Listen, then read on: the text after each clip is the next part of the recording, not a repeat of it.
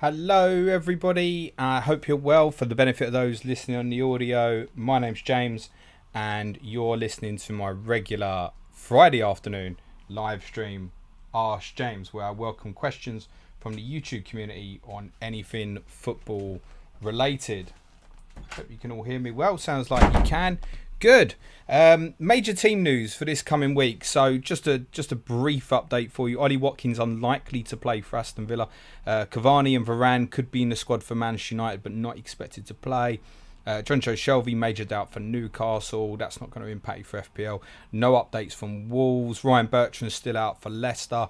Liverpool could have a number of midfielders back fit. Thiago, Henderson, Fabinho, Curtis Jones. Could be all of them or none of them or somewhere in between. James Rodriguez out again for Everton. Christian Pulisic has COVID. Aubameyang could be available for Arsenal. Alexander Lacazette definitely won't. And obviously Ilkay Gundogan is fit for Manchester City. Lord bless those who sold him early, wanting to save money in their budget. Right, let's get into the questions. Roseanne Fleur, can you create Planet FPL podcast head-to-head league for a start in this game week, please? Please, love you, thanks. Love you too. The only head-to-head that I have is a head-to-head with Suj for the -56 on our Patreon network. There's no other head-to-heads getting involved with, unfortunately, but thank you for the question, Roseanne. Bloomer Caldera says, why are we not considering Neil Maupay, 6.5 million in our teams, considering Brighton's terrific run up to game week 15? Maupay is also on penalties and already scored 1 goal last week. Is he definitely on penalties or is Pascal Gross on them? We're not considering him because look at Brighton's XG last year and Neil Maupay in front of goal misses as many as he scores. That's why. The question would be, Bloomer, have you got Neil Maupay? And if not, then why not? And it'll be the same for everybody else. Antonino Gitto says, should I just roll a transfer and hope Mahrez starts? Surely Pep wants his more fit players. Why wouldn't he start? I guess there's a little bit fear in the fact that Guardiola looked like he had the hump with him when he took him off at Tottenham, but I think he probably had the hump with most of the squad last week. KDB's not had a great week of training. He's a little bit doubtful for tomorrow.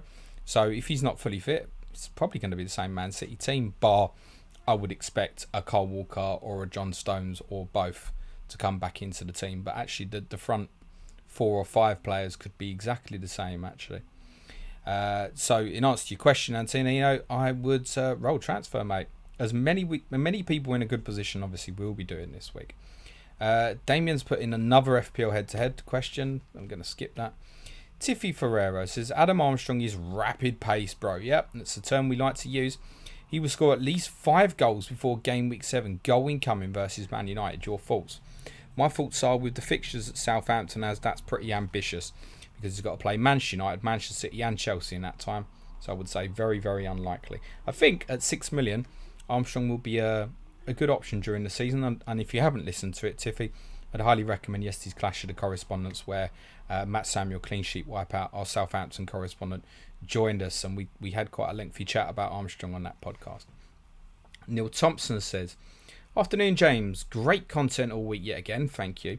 Sky Fantasy Football, is it worth taking a transfer to remove Veltman this week? I'm going to say no, mate. I'm going to say no. It's really unfortunate that he's out again. And if there's a lesson that we've learnt, perhaps, from these opening weeks is that missing 1 game week of COVID possibly means missing 2 game weeks because of COVID. We've got Brentford next week. It's obviously a good fixture as well. Is whoever you get in at that value going to get you sort of 15 plus points? That's probably what I'd want for it to be worthwhile. And if Veltman's back next week, I'd want more than that probably. So unfortunately, Neil, I think you just got to suffer it, my friend. Alfredo Demetrius says, is Jamie Vardy going to have a party at Stratford and make Sujan Shah cry? Well, he might do. He might do, but West Ham are not the sort of side that allow a lot of space in behind, so it's potentially a difficult fixture, particularly for Vardy. I expect them to line up similarly with him probably through the middle by himself to start with. I would definitely think that Yannick Vestergaard will start because of West Ham's aerial threat at set pieces. Of course, listen, Jamie Vardy, very capable any game week, right? How many people sold him last season just before he went and got a hat-trick at Manchester City? But no, I wouldn't be expecting Vardy to go off. Christian Prefer says, so Shane Duffy's going to play versus Watford. Is he the best 3.9 million defender? he's not 3.9, is he? So the thing is with Duffy, he played really well at Burnley. Everybody who follows Brighton suggests that he played really well. And with Veltman absent, Dan Burns still absent as well, I would expect that he probably plays again this week. It is very, very short term. As short term as Konstantinos Šmikos, perhaps. So, no, I wouldn't be going to buy. But good fixture this weekend. If you were free hitting this week, a good one to throw in your team potentially. I don't suppose anyone's doing that. Mo Edine says, Gundogan is definitely a hold now. Right, James? So, here's the thing. If you got Ilkay Gundogan, I'm going to work on the assumption that you weren't expecting massive returns at Tottenham in game week 1. Obviously, look, he can score in a game like that. Of course he can. But you're probably doing it with Norwich City in mind in game week 2. Why would you be selling? Like, if you've got... He plays, surely. You've got to hold. You can't... And it's the same with, like, Mahrez. You got Mahrez in part thinking about game week 2. You know the risk with this sort of player, that there's a possibility that they may not play. Personally, I think if for some reason you really want to back against Salah or Bruno Fernandes this week, I think Mahrez is a very viable captaincy option, actually. And I think he's probably the City player most likely to go off. You haven't got these players to suddenly get rid of them before Norwich at home. Nothing's happened to make you suddenly worry about it. You knew the risk before game week 1. So any Man City player you've got, anyone, is a hold. End of. I would see it as. Javier Alcantara says, should we Pascal Grob and Josh Sargent will start in the Etihad? Good choice. Pascal Gross, I presume you obviously mean. Josh Sargent start at the Etihad. What, Norwich forward? Yeah, get him in. He's going to go mental at the Etihad, mate. No, they're not good choices. Pascal Gross is reasonable to tick over. Bizarrely started the game at Burnley last weekend at left back. Did move position in the second half. It'd be very interesting to see what setup Brighton start with, considering obviously Burn and Veltman missing again. And if you can hear my son crying, I apologise about that. My wife will take care of it, I'm sure.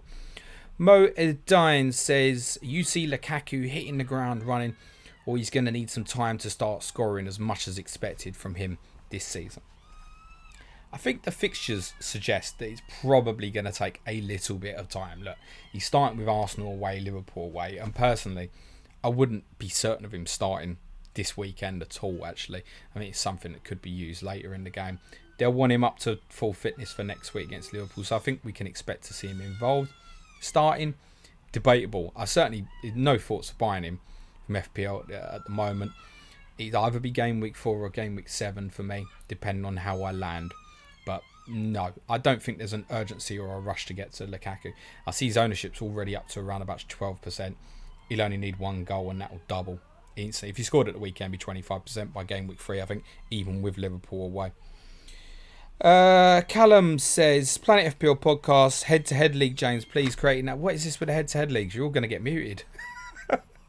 Antonino Gitto, at this bizarre stage of the transfer saga, do you think Kane will stay or leave City? I honestly don't know.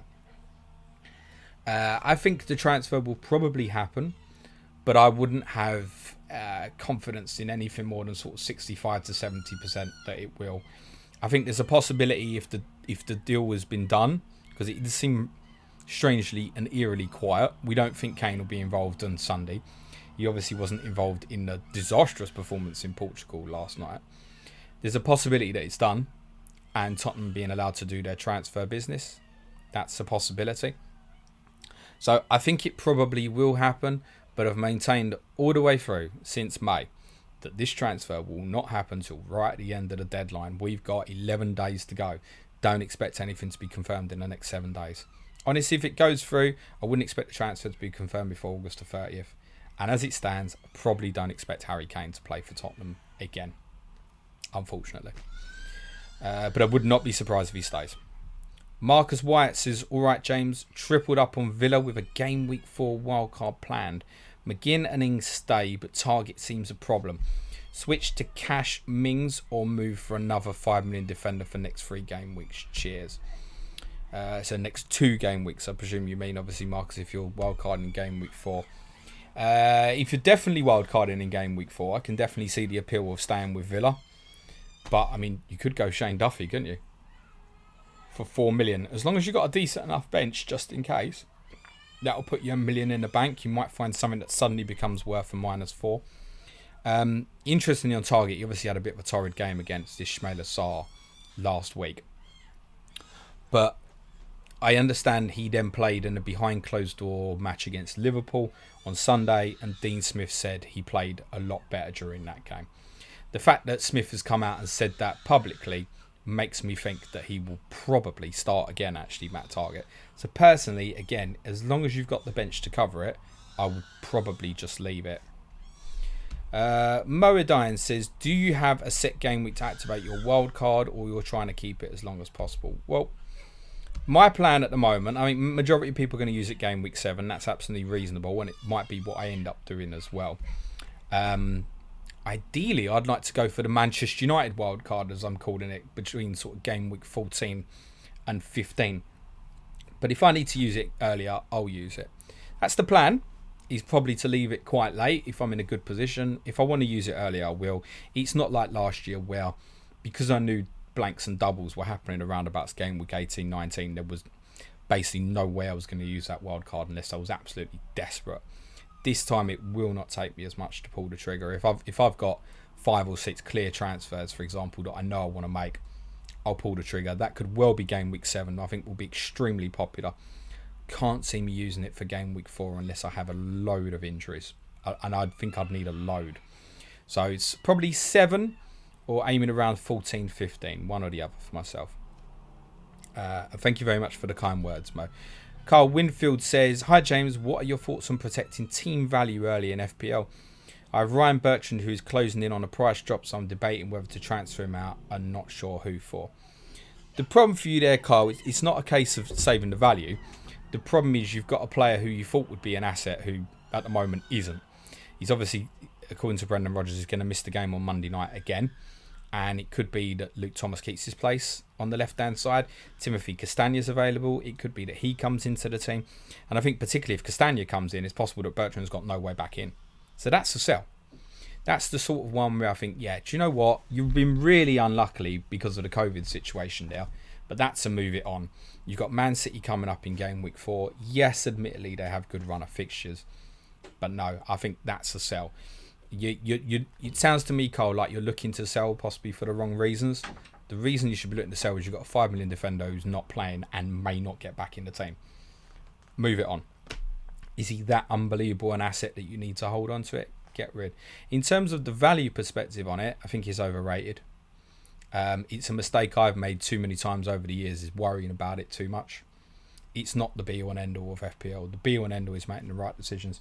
And I think we have to remember we are still in a COVID environment, and prior to Thomas Tuchel's press conference today, none of us could have foreseen that Christian Pulisic would be out this weekend with COVID.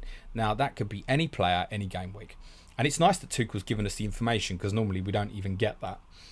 But there's still things going on because of the COVID situation that means I just don't think there's much rush for making transfers. Getting the decision is more important than the value. And as ever, if you have good players in your squad who are performing well, the value side of it, it will take care of itself. Andre Traore says, swap Kane and Cavani for Neil Maupay and Patrick Bamford. The question would be, Andre, why have you started with Harry Kane and Edison Cavani when it was clear neither of them were going to start in game week 1? Bamford I'm not keen on, purely because there are cheaper, good midfield assets at Leeds. I think even Stuart Dallas is a good option. So I wouldn't want to be paying the price on Bamford. Neil Maupay, as I kind of answered for a previous question, is no particular interest to me. Yes, they have good fixtures. I mean, it was said earlier that they've got good fixtures till a certain amount of time. But I see, looking between game week 5 and game week 10, 4 of their 6 fixtures are Leicester, Arsenal, Man City and Liverpool. So how good of a run is that, really? So neither particularly of interest, but those 2 players need to be out of your squad, Andre, one way or the other. Rowan S says, good evening, James. Do you think Derby County have a chance of surviving in the Championship this season, considering they have a half-decent first 11? Also, how is your Gaffer season going? So my Gaffer season has started very mediocre. I'm around about 1.5 million. Out of 1.5 million, listen to me. 1,500 out of I think there's about 7,000 players, we think, or so. It might be more than that, I'm not sure. someone who's in the know about Gaffer, send me a message and let me know so I don't get that wrong next week. In terms of Derby, they had a good result at Hull the other night, winning. I think that was particularly important. You're right that the first 11 is probably not too bad, but I mean, depth, they've obviously got problems because they've had real difficulty finding numbers to strengthen the squad. I suspect they will be in trouble. It's going to be really interesting to see what happens this week with them, because they've been given an extension for the refiling of their accounts, and if the accounts don't come up, which instantly makes you suspicious of what's going on, I think, and if the accounts aren't to the liking of the EFL this week, they will be looking at a points deduction. That's a certainty. And having kind of half got away with it, I think we're looking at a minimum 6 points, possibly even more. So it's a really big week for Derby, and we won't get the information this week, but their accounts have got to be submitted. I believe it's on Tuesday, I think. Me and Suj have very much got an eye on that. We did a podcast, obviously, for you during pre-season on Derby County, and there may well be a follow-up depending on what happens with that. Lombarnesso says, what happened to Joel Veltman, bro? Should I transfer him out or play either Grant Hindley or Tino Livramento? Please help. So it's just unfortunate with Veltman. You've been very unlucky there, Lomba. This has obviously happened to a lot of people. Hanley at Man City, Livramento at home to Manchester United. It's not ideal, is it? We think Livramento probably keeps his place. There's no reason to think Hanley won't play at Manchester City. I think if you can make a free transfer, Lombard, I would fix it. I'd move Veltman on. Luke Ayling, if you haven't got, for example, you've missed Manchester United away. Yes, you've missed a return, but fixtures obviously look better. You can pick and choose when to play him. I think Luke Ayling, have a look at that. I'd probably get that in, personally. RBK 2009 says, Captain Mahrez or Salah? Well, I'll be captain Mo Salah. That was the plan pre-game week 1. I've seen nothing in the last week to make me change my mind. I don't own Bruno Fernandes. If I had both, I would still go Mo Salah, but I do think it's a close call. I would definitely captain Salah over Mahrez, personally. But as I said previously, I think Mahrez is a great shout this week. If he was part of your plan, I don't mind it. Obasi Wife says, what is the code of the FPL head-to-head? What is going on with the FPL stuff, honestly? Everybody who's mentioned FPL head-to-heads, very kindly, please delete your messages, because otherwise it just makes me think it's one person who's got about 4 different accounts, and honestly, I'm going to go back and mute every single one of them. Moedine says, you seeing any whipping boys this season, James? Was it too early to say? It's too early to say. We haven't got the information. You can't overjudge Norwich on losing to Liverpool. And if Norwich get battered at Man City tomorrow, it doesn't mean anything particularly. Remember how Norwich started 2 years ago. They played really well at Anfield. They beat Man City. They were unlucky at home to Chelsea, all inside the first 4 or 5 game weeks. So it's too early to judge for genuine whipping boys. It could be that, someone like Wolves is getting battered away from home and we're not expecting suddenly. It's a bad example. But yeah, it's too early to make those observations, particularly on the promoted clubs. Southampton look ripe for it at the moment. JB says, non-FPL, thoughts on last night's game? Was impressed by Hill. Lo Celso, Winks and Doherty looked way off the mark, though. Yeah, it was abysmal last night. I didn't understand the changing of the system, although I tweeted a minute in that it might have perhaps been personnel enforced. Lo Celso was horrendous last night. Harry Winks was bad. Matt Doherty, anybody who listens to me regularly enough knows I don't need to comment any further on that one. Bright sparks last night, yes, Gill, but expected more in the final third, honestly. But minimal training time with his teammates since coming back from the Olympics. Pleased to see him get through the whole game. I thought the 1+ from the game was Ryan Sessegnon's performance. Looks like he could put some competition on the left-hand side of the pitch. He played left wing-back in the first half, left midfield later in the game. I was alarmed with Christian Romero's performance, honestly. I think on what I saw, and it's difficult to judge on one game again, he's not really up to fitness. He's either going to be absolutely outstanding for us or he's going to be fucking horrific. One or the other. Because he steps out, he's aggressive, and there's nothing wrong with being aggressive. That's absolutely fine, as long as it's controlled in the right way. But there was times he was stepping out last night in the second half and he was putting his teammates in trouble. And that's not going to go well. And it does make me wonder if he needs to play in a back three so that when he's going to do that, he's got 2 centre-backs to cover for him. And that's something really to keep an eye on. I would be very surprised if he started at Wolves on Sunday. I would expect the Tottenham team to be exactly the same as the team that beat Manchester City. There is a drop-off at the moment in fitness amongst the Tottenham squad, and that's why I think it'll be the same team for Wolves. That with Romero, what I've just said, is worth keeping an eye on though, because I'm not sure it's going to work for him in a back four. Yet the setup of what we have really should be for a back four at the moment. It's one to follow. Alex Turner says, from game week 1, have your thoughts on any team shifted dramatically? No, in short, there's not a long or a short answer to that. Well, there is a short answer. No. I mean, if anyone, you could make a case for Tottenham's performance last Sunday obviously being impressive in terms of their commitment. But we certainly expected effort. Again, those who've listened to me regularly will know I've said the first thing the new Tottenham manager, whomever it was going to be, had to do was get them fit. And so the effort they put into the game last Sunday was impressive, but then very disappointing to watch what I watched last year from the largely second string team at the moment. But no, and one game shouldn't be a judge of anything anyway. It's not like Man City can't still go on and win the league. No, you shouldn't overly judge on one game week. Guero Garito says, I could keep Watkins on the bench for another week, but feel I should come off. I remember the Grealish saga last year. Already have Antonio, so for whom? Well, if you can get the Danny Ings, that's where I'd go. 2 game weeks. Otherwise, I'd be looking and thinking a little bit further ahead. And actually, if you want to do that, I don't mind Raul Jimenez as a shout. Tottenham at home this week, Manchester United at home next week. Doesn't look brilliant, but if this was game week 4, that's the transfer I'd be advising you. So Jimenez is consistent. If Wolves get returns, he'll get returns. I would probably go early for Raul Jimenez actually at that valuation. That's what I'd be thinking.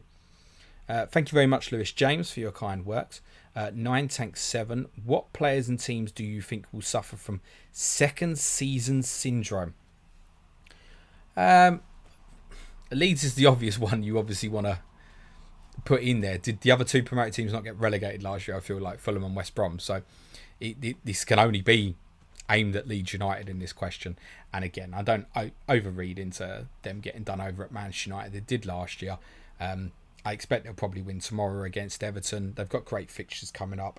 I think how well Leeds do this season will be very dependent on them keeping the majority of the squad fit, because there is a severe drop-off below their best 9 or 10 players to the rest of the squad. And it looks like they're not going to do any more business, seems to be the words coming out of Leeds. So they need to keep their best players fit. If they do, they'll be close to top half, if not in top half. If they lose key players, they'll struggle to finish top half. But in terms of worrying them about going down, no chance. Russ Harrison says, James, you're a legend, keep up the good work. What's your go-to service station snack? Well, for someone who doesn't drive and will be on a train, I have got tickets for Wolves on Sunday.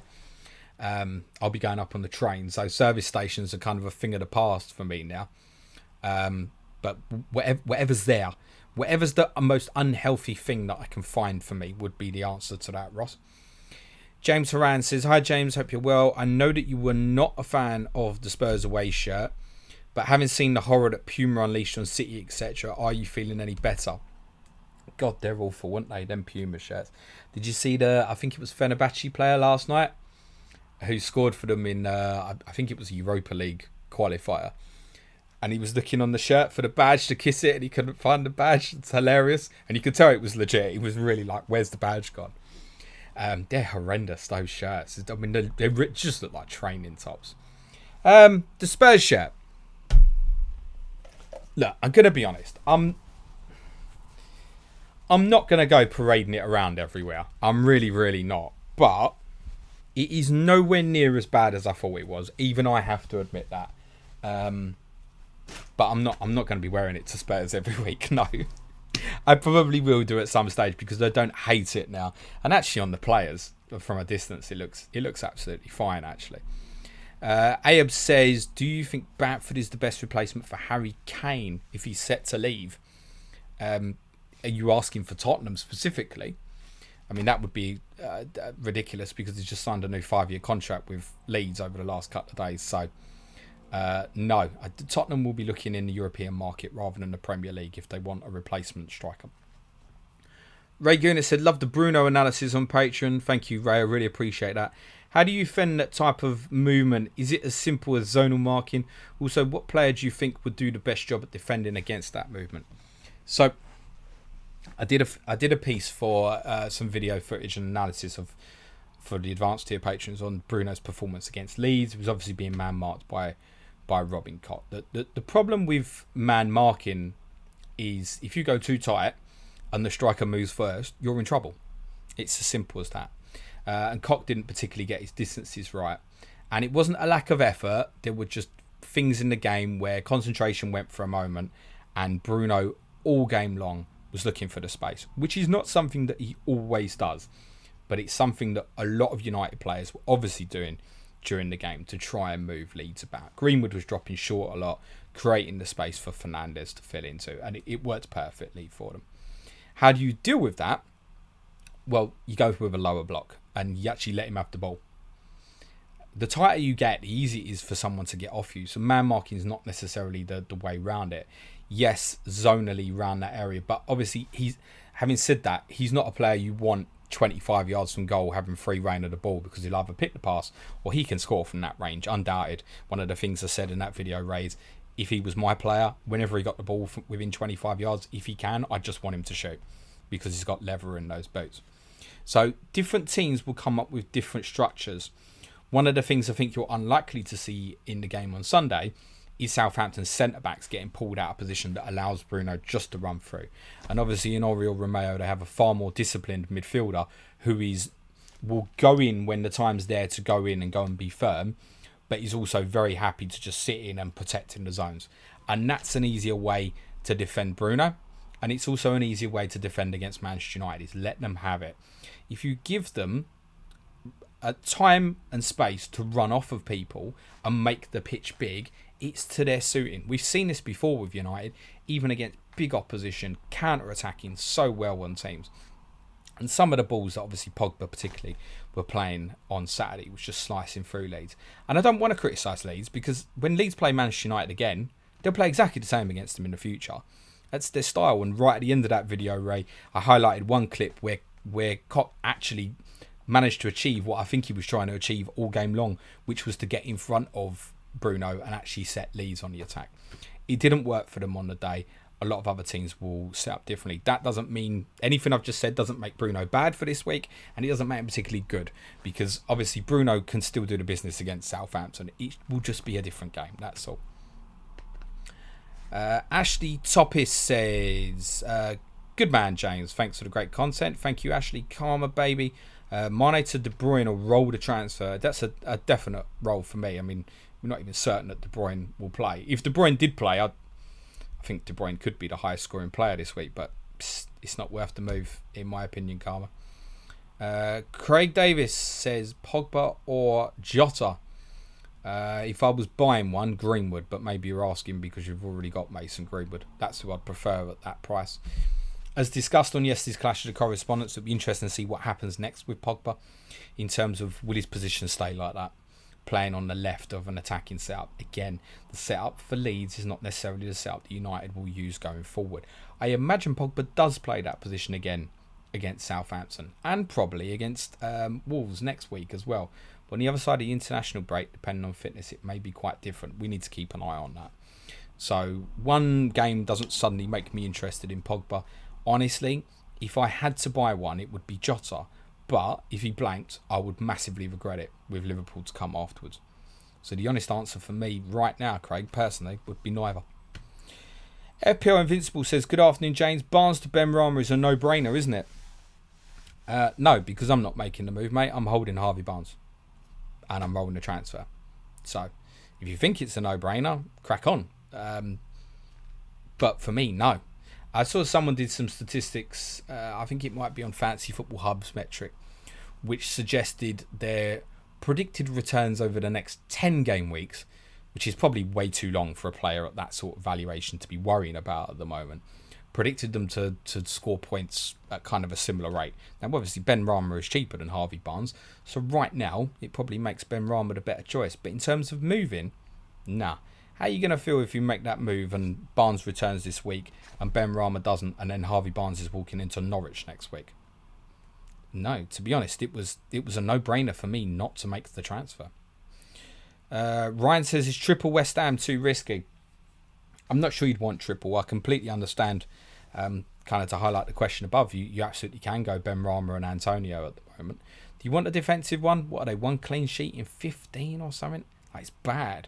I know Cresswell scored at the weekend, although there was 2 other players could have finished it off. And if Antonio had headed in Soufal's cross, Soufal would have got an assist as well. But I feel like you really are relying on the attacking returns. Wouldn't expect him to keep a clean sheet on Monday night. So I wouldn't want triple, personally. Not to say that Soufal or Cresswell are bad shouts. I wouldn't want the triple up. It does turn a little bit for him from game week 5 as well. So what do you do at that point? No, I think 2 is enough, personally. Alistair Coper says, hi James, would you do Gundogan to Greenwood if you owned Gundogan? Why would anybody sell Gundogan now? Just try and decide whether it's worth keeping Gundogan to have 2 free transfers next week. You've now got the good news, Alistair. He's fit. Gundogan is fit. It's come out the horse's mouth, Pep Guardiola. Ilkay Gundogan is fit to play against Norwich City. This isn't a debate.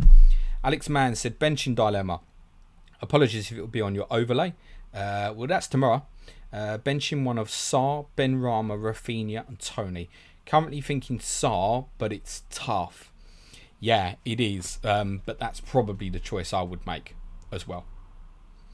I fancy Brentford might get something at Palace. I wouldn't ever want to be leaving even Tony out, whoever he was playing.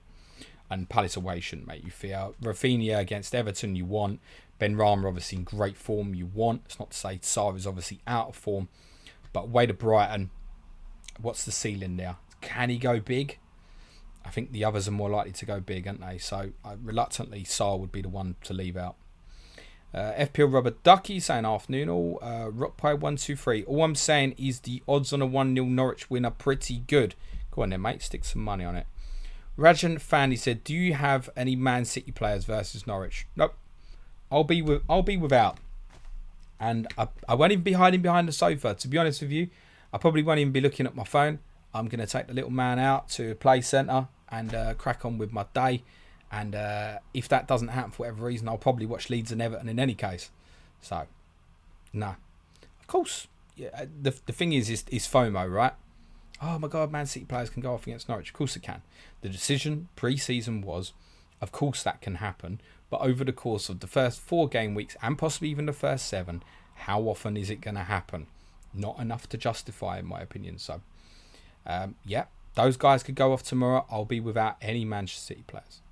FPO Alex the Kid says, can Greenwood cover Bruno if you're not going to captain Bruno to fit in Lukaku, Kane, Son and a City mid? I wouldn't rush to... I mean, I presume this is for a future question, Alex. Can he? Well, we highlighted on a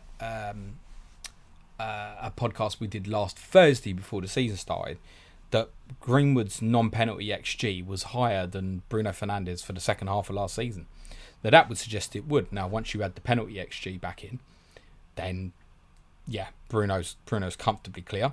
So you need the penalties. But then look at last week. With 3 shots and goals. So all he had, what was his XG? 0.9 or something? He's elite. He's an elite player, Bruno. So can Greenwood cover it? Well, in theory, Pogba can cover it. In theory, if Martial could put a smile on his face, he might be able to cover it. So, you know the risk. But, look, I've got Greenwood and I haven't got Bruno. I don't look at it as cover. I look at it as, I've got an extra £4.5 million in the bank, and what can I do with the £4.5 million? I don't think it's quite such a case of cover. Alex Allegretto says, good afternoon, James. Good luck for the game week. And to you, Alex, thanks for your constant support, my friend. Benny Blanco's in, says, hey, brother, who would you start, Ayling or Soufal? Also, what is your best joke? Well, I won't do any jokes, Benny, because I leave them to you, mate. I'm more of a spontaneous. I read something and take the piss out of it. Ayling or Soufal? It's a very good question. I think I would go Soufal. Just. But probably not in it, mate. And it's probably 1 or 2 pointers for both of them. QG123. Would you rather Spurs won the Premier League or you won FPL and Sky in the same season? Imagine that. You win FPL and Sky in the same season. Listen, my friend, I'll put this to you again, as I always put this to people. I'd rather Spurs won the Europa Concerned League than I won FPL or Sky. You need to understand me a bit more better. Fantasy football's a nice little bit on the side. Spurs is a huge part of my life, and that influences my mood set. Fantasy football does not. So I would rather Tottenham won the Carabao Cup than I won FPL or Sky, honestly. Alan Hemingsley says, hi James, great content as always. Thoughts on Lukaku? Thinking to bring him in a double move next week, but we are worried about the fixtures, or is he fixture proof? I mean, look, can Lukaku score at Anfield? Romelu Lukaku can score against anybody. Of course he can. And I think what I would say to people is those whose last experience of owning him in fantasy is, with respect, a player who was overweight at Manchester United and treated badly by you-know-who as a manager. Forget that. He's lean as. For those of us, I think, who played Euro Fantasy in the summer, will know, great asset, very captainable. Would I be in a rush to bring him in? Nah. He's 4 or 7 for me. And I think 4, to justify 4, it would be a case that I want to captain him, I think. Otherwise, it's 7. How big do you really expect him to go? Arsenal, Liverpool, Villa, Tottenham, Man City are the next 5 fixtures. I mean, what do you want from him from that? 3 goals? Are you happy with that at that price? For me, it's a wait, or I'd need to see some sort of explosiveness that made me want to captain him in game week 4. Buy him next week. Break the rest of your team. Nah, don't think it's worth it. He's at Anfield next week. Zaris says, I told you about Shimikas. He is so damn good. Do you think he will lose his spot this game week? Greetings from Greece. So, no, I don't. The expectation is, I know obviously Andy Robertson is running again, but we don't expect him to be involved this week, and I would say he's probably still doubtful for game week 3 as well. You should have no concerns about Shimikas. Anybody's got him, you play him. Next week against Chelsea is possibly a different decision, but this week you play him. Kumar says, Dallas a good cheaper option to Rafinha? Yeah, I don't mind it. I think it's one of them, Kumar, where it's value dependent, right? So like I've gone Harrison, no money in the bank when I made that decision game week 1. That said, for me personally, I probably still would have gone Harrison and kept the 0.5 because I think they're close enough that I think Harrison offers a really nice differential alternative to Rafinha. And it might well be, by the way, by the time I hit game week 5, I could add Rafinha to Harrison. Or I could add Dallas, because I think it's very reasonable at 5.5. It's interesting to see where he'll play. He obviously started the game at Old Trafford at left back. Junior Firpo came on at half time and he moved further forward. That's where you want him, further forward. If he's further forward, like honestly, I think it's the best 5.5 in the game. Interestingly, Martin Odegaard's coming at 5.5. He's definitely won't be available for Arsenal this weekend. That's because of COVID issue. But that's a really interesting price. And I like that from FPL because he's got no ownership, right? So you want to entice people to go and get a bit of that ownership. So I think 5.5 is cheap, really. That's really one to keep an eye on for Arsenal's turn of fixtures in game week 4. Atul says, who do you think is the best player in the Premier League, regardless of position? Kevin De Bruyne. And it's not even close. Amok says, thoughts on Arsenal signings? Well, what's really interesting is that should the Ramsdale deal go through, Arsenal would become the highest spenders in the Premier League this summer. At the moment, to obviously Man City by Harry Kane.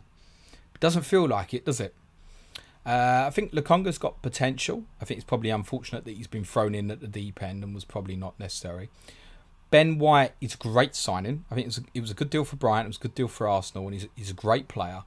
I think if he's going to play centre-back, as many of you would have seen highlighted this week, he probably is eventually going to need a dominant and powerful partner who will either be aggressive in front of him so he can sweep up behind, or will sweep up behind him so Ben White can go and be tighter on people and step out when in possession and stuff. At the moment, he can't play like he played for Brighton. I think Ramsdale is an odd signing. I think we probably need to get over the whole Emi Martinez comparison thing, but I think it's an odd signing. And as I said to Adam Pritchard on Correspondent Week, what you'd have to say is it's a succession plan, isn't it? For Bernd Leno probably to go next summer and for Ramsdale to compete with him this summer. But do Arsenal genuinely believe that Aaron Ramsdale is good enough to be their number 1 goalkeeper? And I think that has to be the question. He has strengths. He's a good shot stopper, particularly one-on-ones. He comes out really well on the statistics. But is he really good enough to be Arsenal's number 1 long-term? Doubtful. very doubtful on that. And I don't feel like with the amount of kids, Arsenal have some good kids like Saka, Smith Rowe, etc. And they are still that kids. I don't feel like it was a necessity to get an English quota player either. It's a really strange one. In terms of Odegaard, we've seen what his ability's like. I think what he needs to do now is show consistency. Because I think he had flashes where he showed brilliance. I think particularly the performance at West Ham in the 3-3 draw, and also the performance at home to Tottenham, which were a couple of weeks in a row. I want to say game week 20, 28 and 29, might be 27 and 29, were outstanding performances from him. But he needs to show that consistency, not over 2 or 3 games, over 8-9 games or so. To be confirmed. I think Arsenal fans are still underwhelmed, would be my assessment of it. Spencer Stan says, I think your kid is crying because Kane's leaving. I think my kid is crying because I'm doing a stream rather than attending to him, most probably. Teoda said, what to do with Bertrand in Sky, James? Sky is more difficult because, again, look at the fixture next week. I think in his case, you would have to say it's extremely unlikely that he comes back into the team. Now, he's obviously not going to play Monday night. So I think it's a real unusual case where you could say, look, is there something I want to attack now, and can I? So can you attack a Leeds player for 2 game weeks? Does that get you an extra captaincy? Do you want to attack a Brighton player? Do you want to attack an Aston Villa player? I think that's the sort of attack that you're looking for. I think generally speaking, it's probably a move on. Unlike in Veltman's case, where Veltman, when he's available, probably comes back in the team. And he's a probably. Bertrand, I would think, probably doesn't. And obviously in Sky, for those who are obviously not following it, he's basically a forced wildcard after game week 3. So it's a short term, you either just sit on it or you make the transfer. I think in the case of Bertrand, I'd move it on, mate. I think I'd move it on. Brendan O'Donovan, hi James, love the show, decent start. Can't decide whether to start with Target or Dean, Tony or Ben Rama. Would I definitely go Tony or Ben Rama over the other 2? If you're starting one of Tony or Ben Rama, it would still be Tony for myself. Target or Dean? I think Dean. I think you've obviously got more chance for a clean sheet with Villa, but I think Newcastle will score as well this weekend personally. And there's obviously a little bit of doubt of Target start, although as I said, I think he probably will keep his place in the team. But I'd go look at Dean, mate. You've paid the extra for a reason. It's not to fear playing Leeds away. Stian Bosdale, oi Gov, beard looking great. It's probably got to go, to be honest, I think, mate. The little one don't like it. Alistair Coper, got no bench in fan team as I've got Bertrand and Veltman with COVID issues. Which 4.5 million defender would you get to replace one of them? Price is the same as FPL, thanks. Well, I was going to say, mate, I haven't got a clue.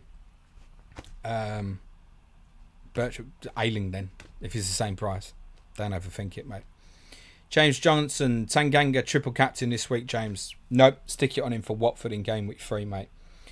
Burger Hook says, hi James, currently have Son and Smith Rowe, but thinking of transferring to Greenwood and Ben Rami. That's obviously Ben Rama thoughts. You currently have Son and Smith Rowe, but thinking of transferring to Greenwood. Why are you getting rid of Son now? It's the same thing. They scored against Man City and now you want to get rid of him? No, crack on, roll. It's the urge to do something. I want this. Do you need it? Just sit back, everybody. Everybody who's thinking of making a transfer this week, just sit back and ask yourself, I want this transfer. Do I need it? If you don't need it, roll it. Andra says, hi James, if you had to bet £1,000, which 3 teams are getting relegated? If I had to do that with that sort of money, I'd bet on the 3 teams that got promoted. Honestly. Krasish, sorry if I mispronounced that, my friend. Gundogan dropping tonight. Transfer to Greenwood. I don't own Bruno. No. So he loses valuation. We want to make an early transfer. He's not even played yet this week. What are you going to do if Gundogan scores twice tomorrow? He'll go back up in price. Start worrying about the value. You're not going to keep the value on 15 players. David Tyner, thoughts on Ramsdale? I've kind of covered that, but thanks for the question, David. Neil Kiger. Hi James, just wanted to say thanks for the great content. A big shout out for the pre-season correspondent videos pods you did with Suj. Thank you very much. Still worth listening to for anyone that hasn't. Cheers. Yeah, a lot of them still would be worth. I mean, if you want to get a deeper dive into certain teams, like particularly Brentford, it's all still relevant, for example. Thank you, Neil. Basler FPL. Hi James, would you take out Jotter for Greenwood? No. Why? Scored at Norwich. We're worried about him losing his place. Jotter, I think you knew was a 2-week decision and then possibly a problem. Like I knew that was probably the case with Greenwood, but probably a little bit longer in mind. It's a hold, in my opinion. Stian Bosdale, he's replying to someone else. Thank you, Stian. Crab apples. Okay, that's weird.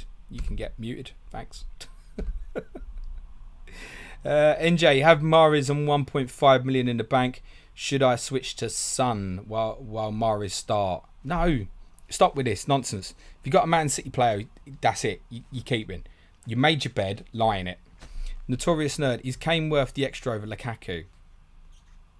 As in, that price-wise, well, if he's at Manchester City, yes, he will be. And he may well be anyway, because Harry Kane's proven.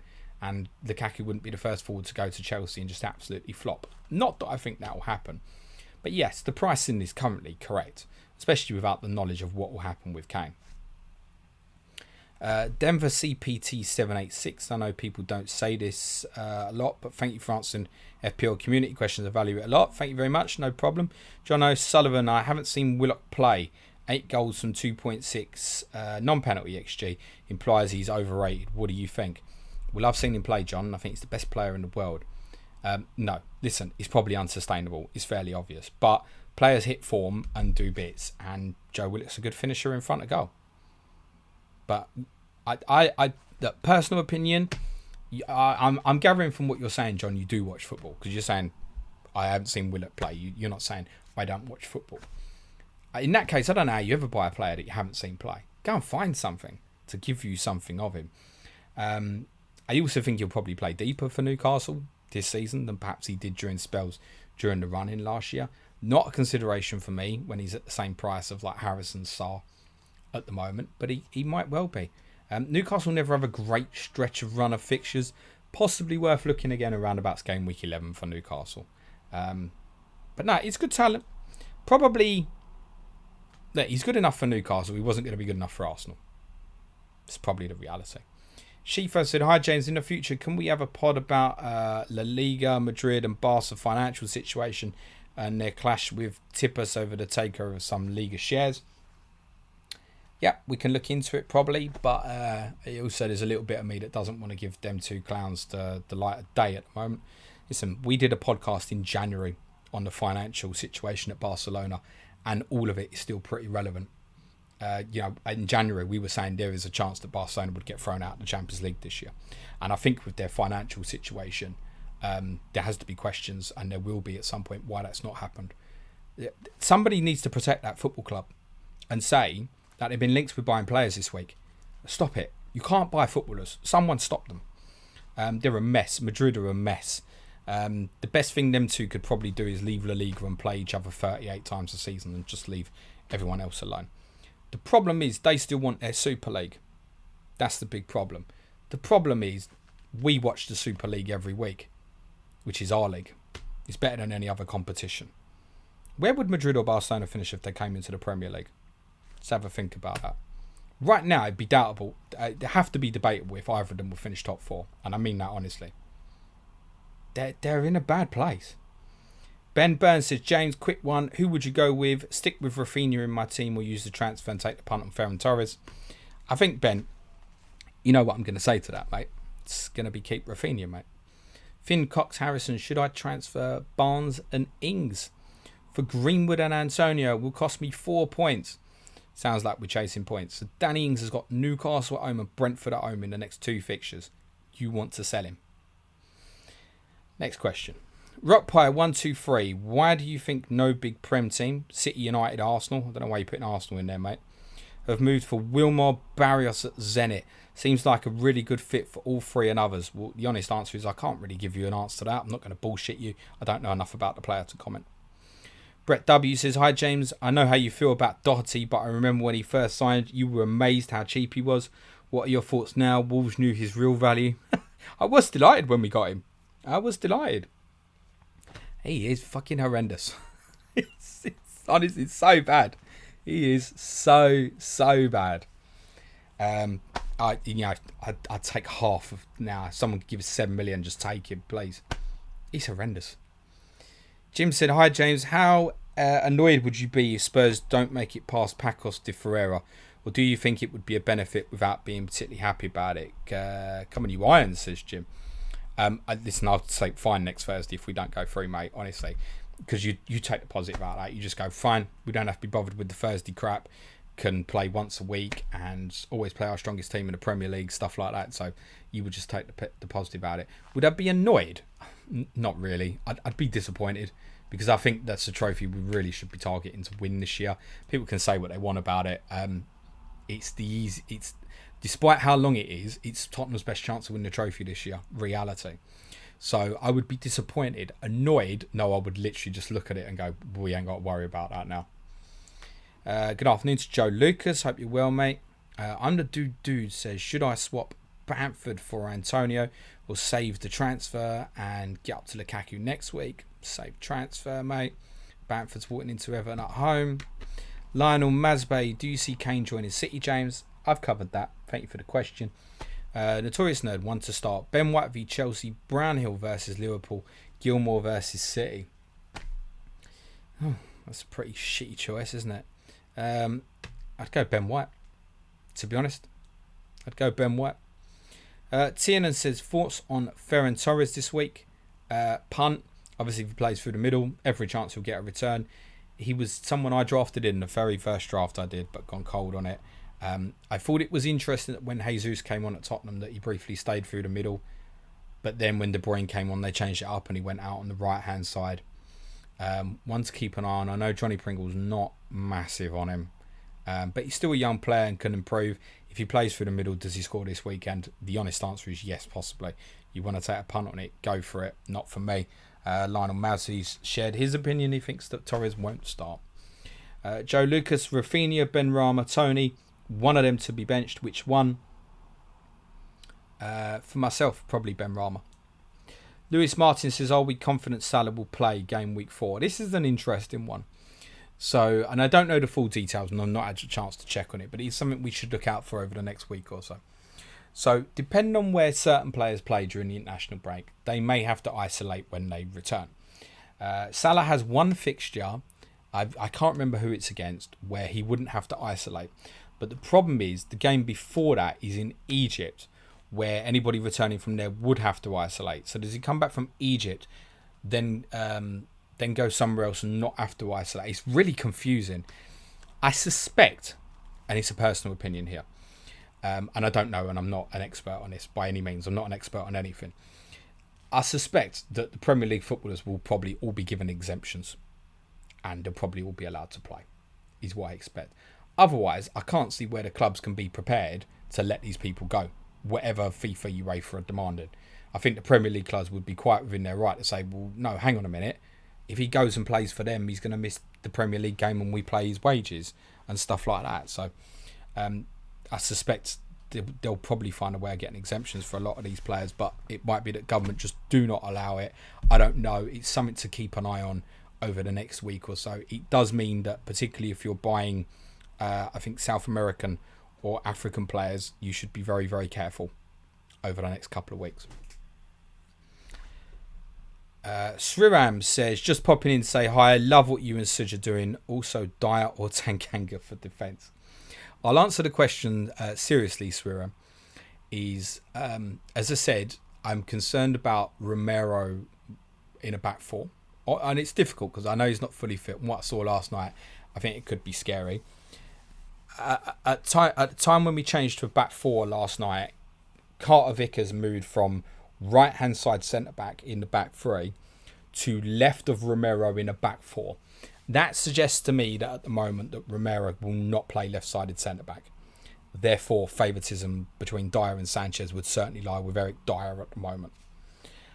Also, if Romero generally does need to play in a back three, Tanganga as a wing-back is probably not an option. It could be that Tanganga becomes the right-sided centre-back. I would suggest that's a possibility, with Romero playing centrally. But then, to be honest, as much as he's been criticised, Davinson Sanchez was also very good against Manchester City. There is just too many questions there, Sriram, to debate buying any of them. bottom line. William Jones says, thoughts on Diego Simeone as a manager, James? Sorry for the random question.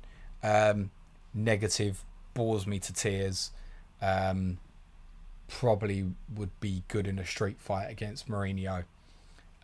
Excellent manager, just not really what I'd want to watch from my football teams personally. But excellent. I mean, to win La Liga twice and not be manager of Barcelona or Real Madrid is an incredible achievement. Clearly knows what he's doing. And don't apologise for the random question, William, because I absolutely love the random questions. Jeff Holt says, some of James' funniest off-the-cuff moments were my FPL Wildcats quiz. 5 or 6 moments of pure gold. Need to watch to appreciate them. Cheers, mate. That was a while ago. Love seeing you smile at match. Genuine joy. Great to see. Thanks, mate. Appreciate that. Theodore says, cheeky second question from me. Sorry if it's not allowed. Thoughts on Jadon Sancho as an option when he inevitably establishes himself in the team? Of course, can be. But it's a 2C once he's established himself. Where's he playing? Right? Left? We don't have the information yet, do we? So it's one we've got an eye on. Marcus De Gizo, afternoon, James. My only question is, which pub are you having a beer in on Sunday before the game? I'll be meeting Bradley Parker in the Hungry Horse. I don't know if that's pub, food, somewhere in between, but that's the plan. Chris Pointer says, hi James, benching Headache, Shimmercast, Duffy or Barnes? Don't bench Barnes. To be honest, you just bench Duffy, wouldn't you? Currently benching Shimmercast due to possibility of Milner coming in left back and Duffy goal potential. Thoughts? Nah, I'd bench Duffy, mate. I'd bench Duffy. Shimmercast a goal threat, as I said. We crossed more crosses than Trent last week. So I'd be very surprised if Shimmercast didn't play. Very, very surprised. And I think, don't overthink it. You've got a great Liverpool option for this week. It is obviously very quickly going to become a problem. It's not at the moment, though. Excuse me. FPL Fozzie says, thoughts on Harvey Barnes, a cheap man's Vardy. He's in my squad at the moment. He's not going anywhere. I think as a player, he has brilliant potential. And I think he'll get in and around the England team soon. Martin Wang, hi James. Mahrez for captain over Salah. Bruno, is that too much of a punt? You are allowed to take punts, Martin. It's not something that I would be doing, but you can play it your way, however you like, mate. Rooney Christopherson says, should I keep Barnes? Yeah, I've kind of done this one. Paul Tinkler, jelly deals or pie and mash? Can I say neither? But between the two, pie and mash. James98 says, hi James, sorry if you've already covered this, mate. Any thoughts about the international breaks and the players that might have to quarantine? Yeah, just covered off. Thanks for the question, James. One we really need to keep an eye on this week. As I said, I'm not going to overthink it. I think we might be looking at some exemptions possibly. Hamad says, do you play Call of Duty or FIFA? Call of Duty, no interest in that shit. FIFA, used to play a lot a few years ago, but quite frankly, since starting the podcast, I just do not have the time. Especially now I've got a little one as well. So I suspect when he's old enough to want to play it, it's something that might come back into my life, but not at the moment. You're very welcome, John O'Sullivan, no problem. Sanish and Becca says, what suddenly happened to Doherty? Can't play in a 4-man defence. To be honest with you, Sanish, he shouldn't be playing in an 11-man team, mate. Jonathan Bradley, thoughts on transferring Rudiger out to get Stones this week? A gamble. A gamble is what I'd say. I think that John Stones will probably, yes, come back into the Manchester City team. But an unnecessary gamble. I don't think you necessarily need to move Rudiger on. It's a gamble, isn't it? If you've got the bench and you've got the luxury to move it, I think absolutely fine. Otherwise, no. Last one, Stephen Hamilton, because I can see the question afterwards about Harvey Barnes. I'm sick of that now. Stephen Hamilton says, afternoon, James. Are you playing Gaffer this year? If so, are you thinking for captain this week? I'm sitting 15th overall through sheer luck. I think we've had a great start, Stephen. The honest answer is I haven't had the proper look, but I intend to now, while uploading the audio for this and between doing a team news stream for my advanced tier patrons at 5 o'clock. Off the top of my head, Stephen, probably Mitrovic. But I need to have a quick look through the team news and see who's in and out, because I've got a few players who are very doubtful this week. I guess probably Mitrovic, I think, but I haven't properly looked. Thanks for the questions. Apologies to those that I haven't got through. There's obviously another chance to ask some questions on tomorrow's deadline stream that will kick off at 10 a.m. UK time in the hour up to the FPL Deadline. As ever, if you want to support our content, me and Suj provide, and Planet FPL community, obviously you can support us on Patreon, which the link's in the bio because I'd never forget it. Patreon.com/planetfpl.com/planetfpl. Something like that. 5 additional podcasts every week from intermediate tier. Or you can just join the basic tier, join the Slack channel, which is the equivalent of not even buying us a beer every month. We'd appreciate any support we receive. Other than that, wish all of you the very best of luck for game week 2. And for the benefit of those listening on the audio, cue music please, man child.